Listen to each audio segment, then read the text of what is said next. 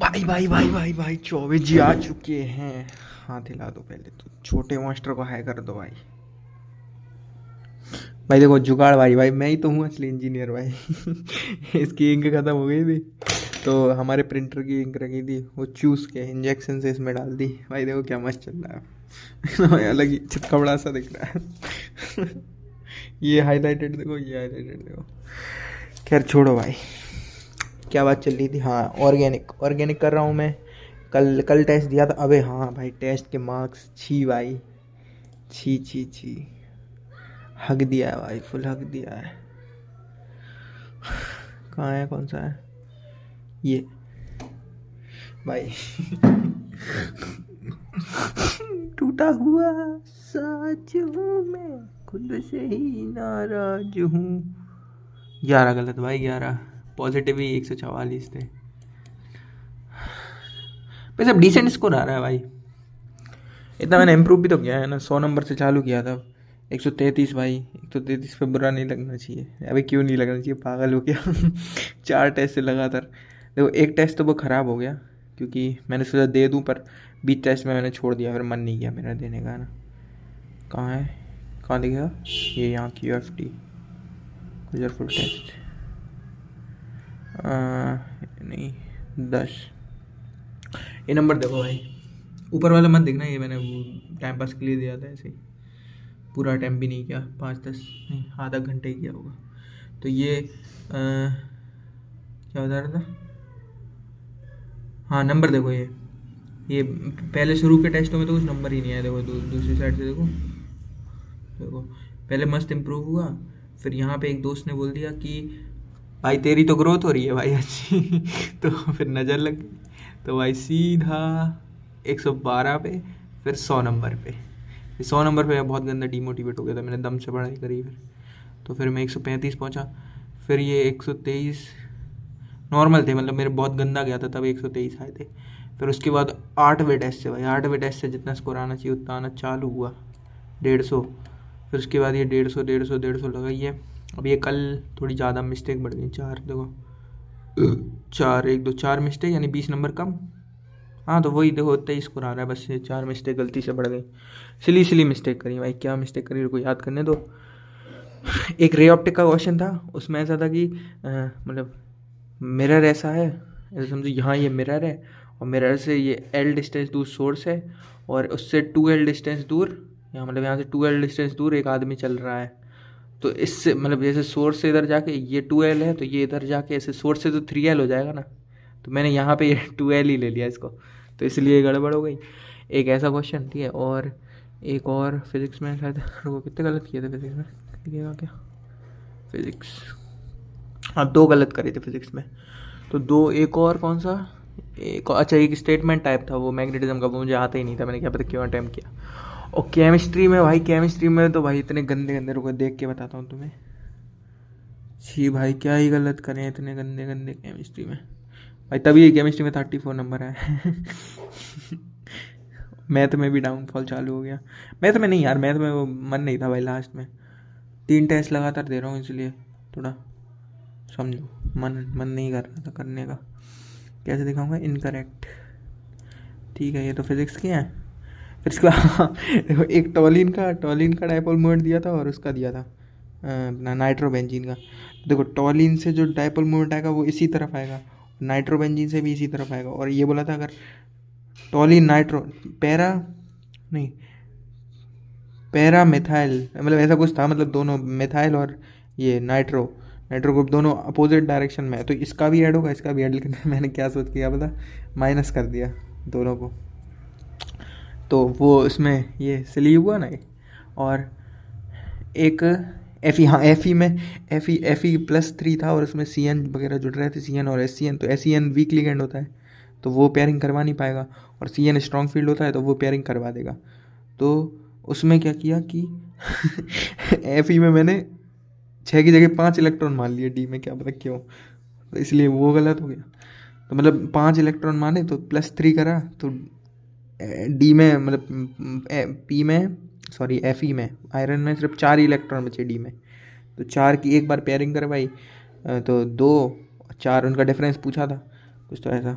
भाई ये मिस्टेक करी। एक तो चलो ये क्रोमेटोग्राफी का आता नहीं था, फिर भी मैंने करने की कोशिश करी, ठीक है। हाँ और noble gas is high boiling point, ठीक है, सही बात है एकदम, noble gas is very high boiling point. और सॉरी हाई नहीं, वेरी लो, सॉरी लो लिखा है, लो, लो बॉइलिंग पॉइंट और लो होता है। फिर इसके बाद इसका इलेक्ट्रॉनिक कन्फिग्रेशन दिया है NS2 और NP6। तो मुझे लगा कि ये जो इलेक्ट्रॉनिक कन्फिग्रेशन है ये तो इनर्ट है, मतलब इसमें कोई भी पेयरिंग की गुंजाइश है नहीं, ऑक्टेट पूरा है, तो इसी वजह से ये रिएक्ट करती नहीं है, इसलिए वंडर वॉल फोर्सेस होते हैं इनके बीच में, मतलब रिएक्ट कोई से करती नहीं है, कोई भी अट्रैक्शन होता ही नहीं है, तो इसीलिए इनका वो होता है शायद इलेक्ट्रॉन। पर इसका रीज़न नहीं देखा, इसका रीज़न है melting and boiling point of noble gas is very low in comparison to those other substance comparable atomic and molecular mass. This indicate only weak van der Waals force and weak London। हाँ तो यही मतलब मुझे ऐसा लगा कि ये लोग रिएक्टिव नहीं है, तो रीज़न इसका यही होगा ना कि ये लोगों का मतलब फुली फिल्ड है ऑर्बिटल सारे, तो रिएक्ट कैसे करेंगे, मैंने ये मन में सोचा पर गलत रीज़न सोचा। तो मैंने सोचा मतलब ये ए भी ट्रू है, बी भी ट्रू है, और रीज़न इसका करेक्ट है, पर अबे हाँ करेक्ट है, पर नहीं था करेक्ट, ठीक है। और ये एक भाई इतना इजी क्वेश्चन, ये पिछली पहले टेस्ट में भी आया था, फिर भी मैं भूल गया। उसमें मतलब 2 ऑप्शन तो कर दिए थे, मतलब स्टेटमेंट आया था, 4 स्टेटमेंट थे, उसमें 2 स्टेटमेंट तो मुझे आ गए थे और 1 नहीं आ रहा था, ठीक है। और हम 3 आ गए थे, तो 3 की वजह से भी हो नहीं रहा था, वो एक और स्टेटमेंट चेक करना पड़ता था, बी वाला, वो बी मुझे आ नहीं रहा था, है सही है कि गलत है, तो इसलिए वो गलत हो गया। और फिर ये CO3 ये शायद मैंने कैलकुलेशन गड़बड़ कर दी इसमें कुछ, है ना। और फिर मैथ मैथ में भाई एक मतलब एक स्टिक है ये ऐसी, ठीक है, दीवार से टिकी हुई, अगर इस वाले पॉइंट की वेलोसिटी आगे v है तो अपना मान लो अगर इसकी v है तो इसको जैसे अपने v दी और इसको भी नीचे v मिल जाएगी, है ना, क्योंकि ये जितना बढ़ेगा, नहीं ऐसा होगा क्या, रुको,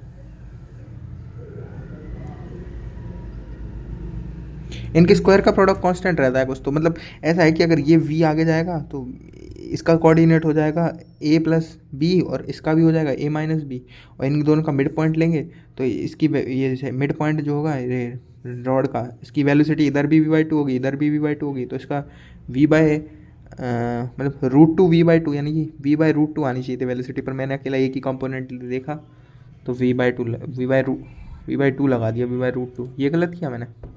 और कॉम्प हाँ ये दो इक्वेशन दी थी लाइन की, उनमें एक वेरिएबल दिया हुआ था, मतलब 3D वाली लाइन होती है ना जो वो, और उनमें एक वेरिएबल दिया हुआ था, और ये पूछा था ये दोनों के बीच में मतलब ये दोनों इंटरसेक्टिंग हो, इसके लिए इस वेरिएबल की वैल्यू क्या होनी चाहिए, तो अपन को शॉर्टेस्ट डिस्टेंस बराबर 0 करना था, उसमें मैंने कुछ कैलकुलेशन गड़बड़ कर दी, तो उसका आंसर मेरा मतलब मैच नहीं कर रहे थे, दोनों की वैल्यू 0 आ नहीं रही थी, मतलब ऐसा होगा कि इनका कोई सॉल्यूशन ही नहीं है के का, लेकिन ऐसा था कि वो 0 ही आ रही थी, यानी कि उसके इनफाइनाइट सॉल्यूशन होंगे, के पे डिपेंड ही नहीं कर रहा था वो, हमेशा ही 0 आ रहा था कुछ, क्या पता। और ये सिस्टम ऑफ होम, अभी ये कैसे गलत कर दिया,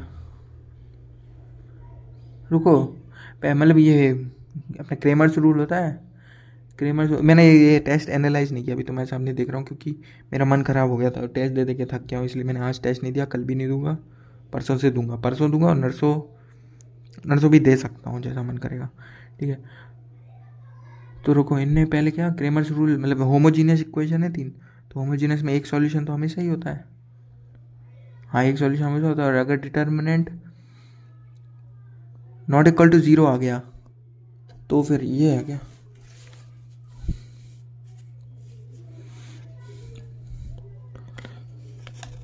हाँ यही तो है भाई,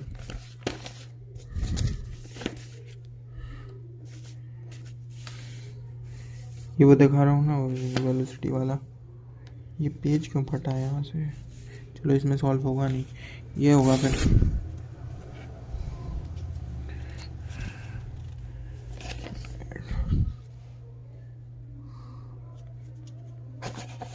यार एक और पेज कहाँ गया, ये क्या, यही है शायद,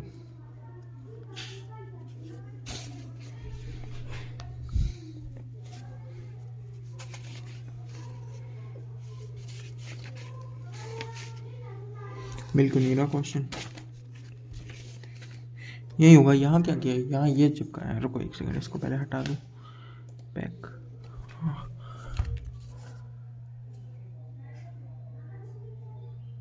इसमें ही सॉल्व किया है क्या? मुझे नहीं पता, उस तो गलत कैलकुलेशन कुछ तो कर दी। ठीक है, यही क्वेश्चन गलत थे तो समझ लो आराम से। 11 नहीं, लगभग 8 क्वेश्चन में सिली ही करी है, कुछ भी कंसेप्चुअल। 2 ही क्वेश्चन कंसेप्चुअल करे हैं गलत। एक तो अपना वो वाला जिसमें स्टेटमेंट आया था मैग्नेटिज्म का, और एक अपना इनऑर्गेनिक का, वो मैग्नेटिज्म नहीं है, मैं अरे इनऑर्गेनिक का कौन सा, क्रोमेटोग्राफी का था। ठीक है, वो 2 गलत करे हैं बस।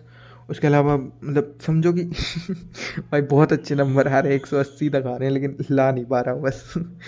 मैंने दोस्त को भी दम से पंप कर दिया, भाई तू पागल है क्या, टेस्ट नहीं दे रहा है अभी भी। उसके 70 नंबर आ रहे थे और फिर भी टेस्ट नहीं दे रहा है। वो कह रहा डर लग रहा है हमको, क्या लग रहा है। हमने कहा चल वे JMPP खरीद और दे डाल। इसके बाद अब कुछ नहीं भाई, अभी 2 दिन पढ़ेंगे। अभी क्या डेक्स्टर कैम, देखो ये टारगेट लिख रखा है हमने। पहले हमने सोचा है कि biomolecular POC, biomolecular actually done है, ठीक है।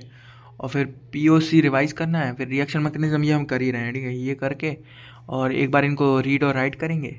फिर इसके बाद QFT 1 से 12 तक जितने भी ऑर्गेनिक के क्वेश्चन हैं उनको एक कॉपी में नोट कर लेंगे, ठीक है। चाहे जो हमने करे हो या ना करे हो प्रैक्टिस के लिए। तो ये चीज़ हम आज तक कर लेंगे, आज में। और फिर कल D&F ब्लॉक के लेक्चर देखने हैं, D&F ब्लॉक और P ब्लॉक का हमने पार्ट 2 देखा नहीं है। फिर उसके बाद रिवाइज़ करेंगे IUC को पूरी। और IUC जल्दी रिवाइज हो जाती है ना, 2-3 बार फेरेंगे तो ईजी। और उसमें लिखने वगैरह का वो सीन है नहीं, शॉर्ट नोट बना लेंगे, ठीक है। केमिकल बॉन्डिंग वगैरह के, केमिकल बॉन्डिंग क्या मतलब अकेले पेरियोडिक टेबल के बने हैं शॉर्ट नोट, बाकी किसी के नहीं बने, ठीक है। और फिर इसके भी 1 से 12 तक जितने भी QFT में क्वेश्चन आए IUC के वो लिख लेंगे। और P फिजिकल केमिस्ट्री का मैराथन देखेंगे, ये डेक्स्टर कैम वाला, क्योंकि इसमें 10-10 क्वेश्चन मतलब मुझे ठीक लगा, ठीक है। तो देख लेंगे उसको। और फिर उसके बाद ये लगा है MIQ 100, ये तो बात की चीज़ें, अगर हुआ मन तो ये लास्ट के 2 टास्क नहीं, ये तो करेंगे। Top 200 PYQ by Dexter cam जो 2024 के डालेंगे वो तो करेंगे। बाकी कुछ करें या ना करें तो भाई वीडियो तो बहुत ही लंबी कर दी। गुड्डू भाई को बाय कर देना भाई, कुछ पहचान वाले लोगों को चैनल का पता चल गया है तो थोड़ा बच के रहो भाई। Okay bye.